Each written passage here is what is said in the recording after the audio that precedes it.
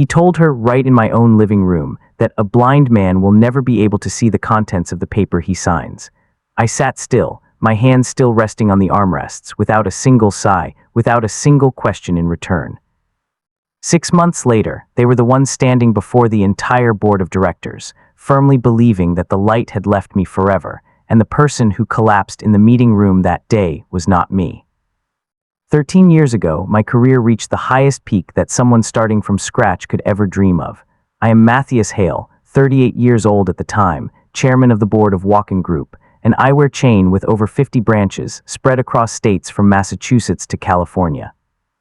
I started my first job at this corporation at the age of 22, working as a part-time salesperson at a small store in suburban Boston, measuring prescriptions for each customer, keeping handwritten ledgers, and always being the last one to close the doors every night. 16 years later, I was the head of that company. Beside me was Rylantia Ashford, the woman I had loved for 4 years, and Richard Coleman, the head of sales and marketing, the man I once considered the most trusted right-hand man in the corporation. The only remaining close friend from the early days was Thomas Reyes, my personal driver, who was also my companion since the company didn't even have 10 stores. The trip that day was to celebrate the company's 16th year in operation, a vacation for senior management in Providenciales, the main island of the Turks and Caicos, where the seawater was so clear that one could see their own shadow on the white sand below. I brought along my old gold-plated fountain pen, a gift my father gave me on the day I got my first job, a small habit I kept for 16 years, always keeping it in my breast pocket no matter where I went. On the third afternoon of the trip, we set sail on a private chartered yacht to go coral diving.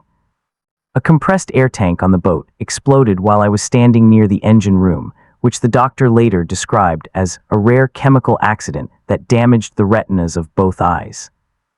I woke up 3 days later in a hospital room in Miami, the world around me just a monochrome black. The doctor said the damage was permanent.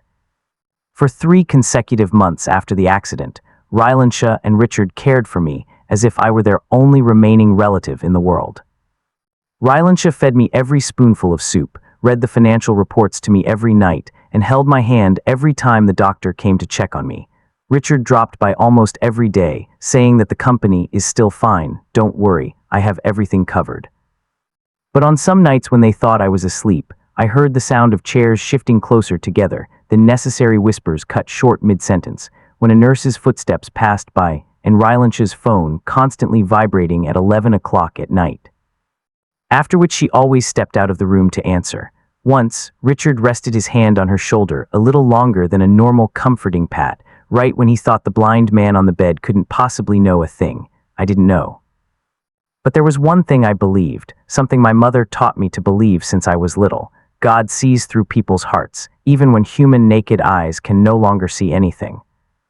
2 months after the accident, one morning, I opened my eyes and saw light filtering through the bedroom curtains. It was no longer a deep black void. It was real light, with shapes, with the shadows of tree branches swaying in the yard. My private doctor. The only person I informed explained that perhaps God had saved me that day. The amount of chemicals that splashed into my eyes might have been blown off course by the sea breeze, just enough to turn the damage from permanent to temporary. And my vision would gradually recover over the next few weeks.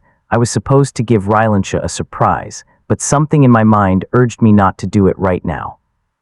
I lay there looking at the ceiling with my newly revived eyes and thought about the period of helplessness over the past time, and my imaginations about the times Rylantia and Richard whispered, the times she hurriedly silenced her phone and went outside to answer. I wanted to know the full truth about what they had been doing right in front of a blind man lately, whether it was just my overthinking or if there was a much larger conspiracy taking place. I called Thomas to my house, locked the room door, and for the first time since the accident, I looked straight into another person's eyes. I need you to help me with something, I said. But first you must promise not to tell anyone, not even the doctor, not even my lawyer, until I say it's allowed. The first thing Thomas wondered was not what he needed to help with, but rather about my eyes, whether they had regained their sight or not. He hurriedly asked, "Matthias, your eyes." I interrupted his sentence by putting my finger to my lips signaling silence, and nodded in confirmation to Thomas. From that day on, my act as a blind man continued. I let Rylantia guide my hand up every step. I let Richard read me the reports that I already knew he was omitting important numbers from. I relearned how to hold chopsticks without looking, how to clink glasses without searching, how to keep my gaze always slightly misdirected from where the sound was actually coming from, so that no one would suspect. Thomas silently monitored Rylantia and Richard's schedules whenever they said they needed to go out to handle private business. He photographed meetings at a small cafe 4 blocks from the office, recorded license plates, times, and the occasions they left together, and returned 15 minutes apart. 4 months after the accident, Thomas brought me a thick handwritten notebook with no one's name on it, only columns of dates, times, and locations. In it was a line that made me read it 3 times, a meeting between Richard and 2 other board members at a private restaurant in the Back Bay area, without Rylantia present, lasting nearly 3 hours. The topic, according to a waiter Thomas had tactfully questioned, revolved around who would be more suitable to run the company once the chairman's health condition did not allow him to continue. Richard not only wanted to kick me out of my 4-year romance with Rylantia, but he also wanted to sit in my chairman's chair. Once all my calculations were almost ruined when Thomas was copying data from Richard's office computer, a task he could only do late at night when the security guards changed shifts, and Richard unexpectedly returned to retrieve a forgotten jacket. Thomas managed to turn off the screen in time and pretended to be wiping the desk as requested by the cleaning department. Richard looked at him for a moment, casually asking why the chairman's driver was on this floor at this hour. Thomas replied that I asked him to fetch some old documents because the chairman prefers to hear a familiar voice reading rather than letting the new assistant read. Richard nodded, not suspecting further, but from the next day he changed his computer password twice a week. That night when Thomas recounted it to me, his voice was still a bit shaky, his hands gripping the steering wheel tightly even though the car was parked still in the garage.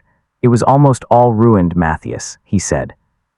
If he had flipped that laptop open for just 3 more seconds, I didn't answer immediately. I just placed my hand on his shoulder, the way a true friend would, and said that from now on we would be more careful, slower, without rushing.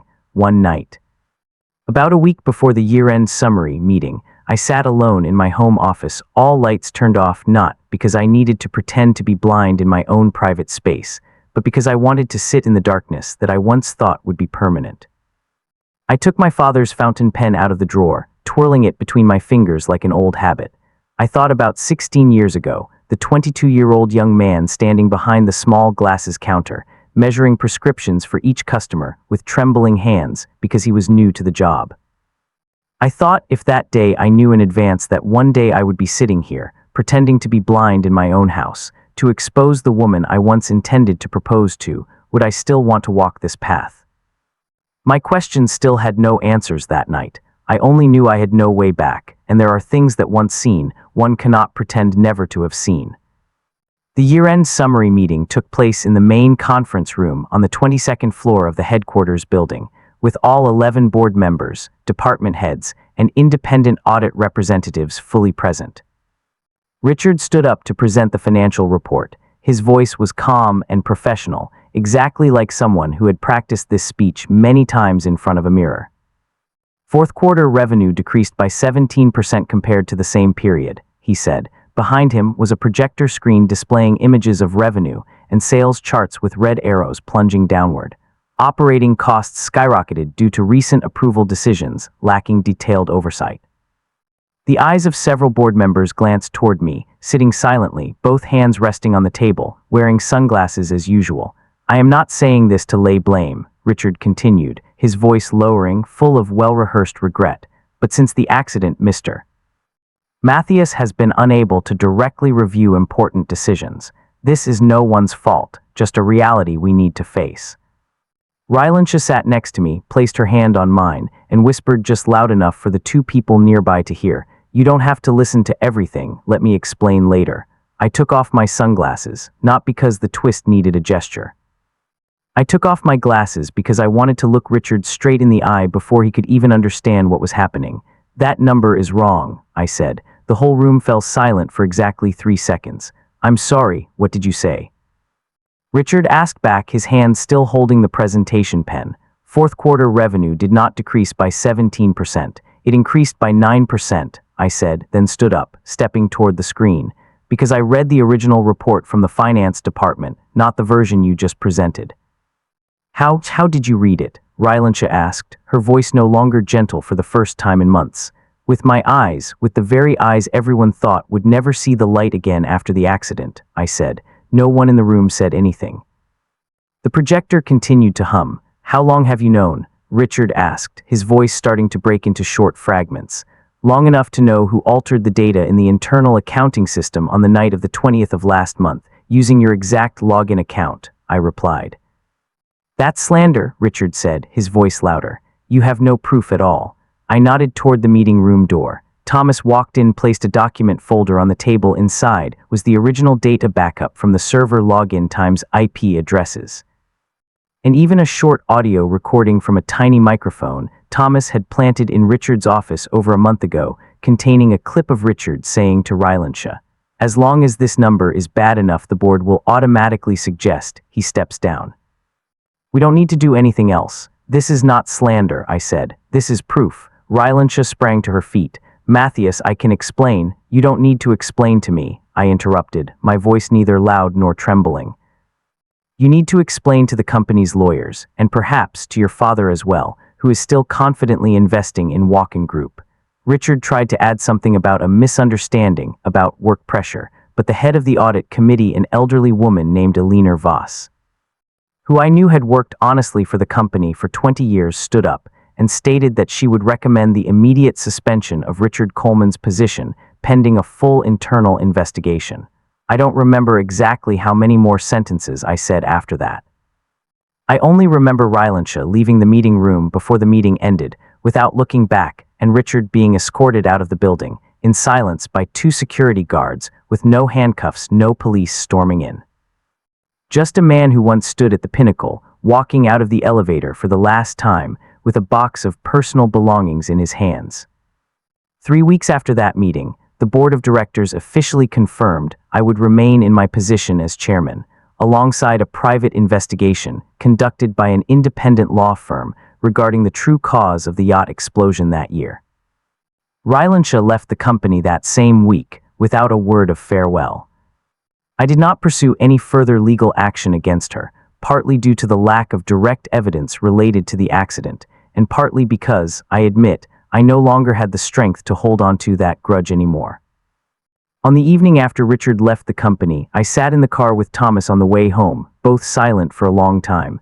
I took out my father's fountain pen and handed it to him. "Take it," I said. "But this is your father's," Thomas said, surprised. "That's right. For the past 13 years, the only person who believed me when I was blind, and even when I said I could still see, even when the whole world thought I was blind, was you. I think my father would agree that this pen should be with the most deserving person." Thomas said nothing more. He just took the pen, twirled it between his fingers exactly the way I had done for many years, and continued driving in silence, a silence warmer than any words of thanks. 13 years have passed since that night. I still often wonder, if that data error hadn't happened that day, if my eyes were truly permanently blind as they planned, would I have ever known the truth, or would I have lived the rest of my life in a house full of fake embraces? I don't have a definitive answer. I only know that there is light that doesn't come from the eyes, and there are people, like Thomas, who don't need to wait for me to see before choosing to stand on the side of the truth.